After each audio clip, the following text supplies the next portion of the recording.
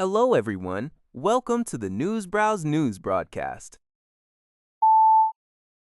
CBC reports that a family member has identified the two paddleboarders who went missing at Browning Lake in Murrin Provincial Park near Squamish, BC, on Saturday. The victims are Genesis Jerubeg and Maurice Bello, a newly married couple who recently moved to Vancouver from the Philippines.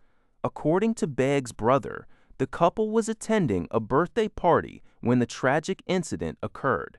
A video captured them struggling in the water before their paddleboard flipped, sparking panic and shouts for help.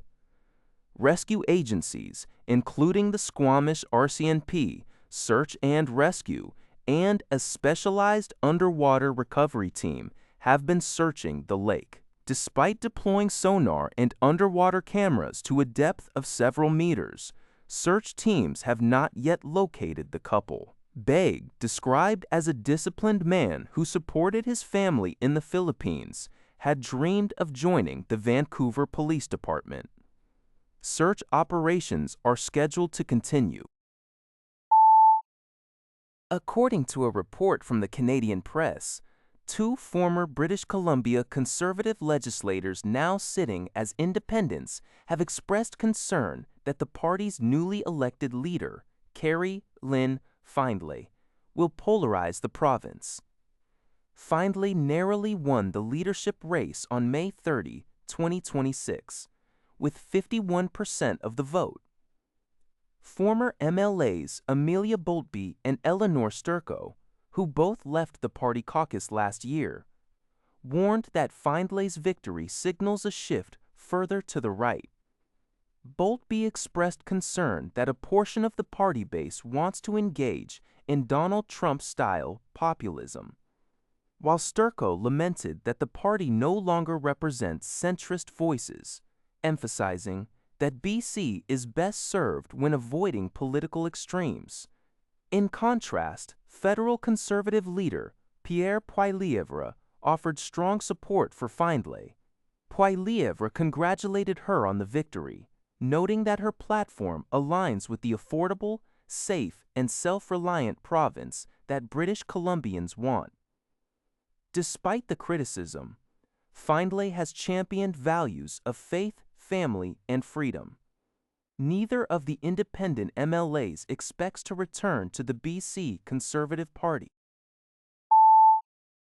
According to a report by CTV News, the family of 3 children killed 18 years ago by their father, Allan Schoenborn, is expressing deep concern over his latest bid for freedom. Schoenborn, who was found not criminally responsible for the murders of his children aged 5, 8, and 10, has spent the last 15 years at the Forensic Psychiatric Hospital in Coquitlam. At his annual BC Review Board hearing, it was revealed that he was moved to an unstaffed cottage last April and is now seeking a 12-month conditional discharge. A family spokesperson strongly opposed the request, pointing out that Schoenborn is irritable, refuses to participate in community reintegration or seek employment, and remains a risk. However, BC's Director of Forensic Psychiatric Services and the Crown Counsel both supported the conditional discharge, testifying that his mental illness is in remission due to medication and his wrist can be managed. The 5-member BC Review Board has reserved its decision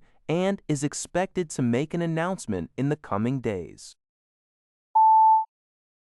According to CTV News, the Metro Vancouver Regional District is moving forward with an independent review into the North Shore Wastewater Treatment Plant, following a massive increase in construction costs which have ballooned to $3.86 billion. The facility was originally projected to cost $700 million when planned in 2013, but design and construction deficiencies have delayed completion to 2030 and caused budget overruns. The district had initially launched a review in 2024, but was forced to pause the process due to ongoing legal disputes with the project's original contractor, Acciona Wastewater Solutions. Recently, a $235 million settlement was reached between Metro Vancouver and Acciona through mediation, allowing the legal hurdles to be cleared. With the lawsuit settled, lawyer Randall Cardle has been tasked with finalizing terms for an arm's-length independent review team, which will have full access to the project's governance, financing, and delivery to investigate the soaring costs. According to a report by City News Everywhere, unionized workers at the BC SPCA have voted overwhelmingly in favor of potential strike action after labor contract negotiations reached an impasse. Represented by Co. Local 1622, approximately 97.5% of the members across the Lower Mainland and Fraser Valley supported the strike mandate. The collective agreement between the workers and the employer expired in December 2025. Despite meeting 9 times since then, the two parties have failed to reach an agreement. Key outstanding issues include fair wages, improved mental health benefits, and workplace measures to address burnout and support staff retention. The union represents more than 110 workers, including animal protection officers, shelter workers, and hospital staff. Annabelle Van Ricourt, the union's president, emphasized that a strike remains a last resort and does not mean a walkout will occur immediately.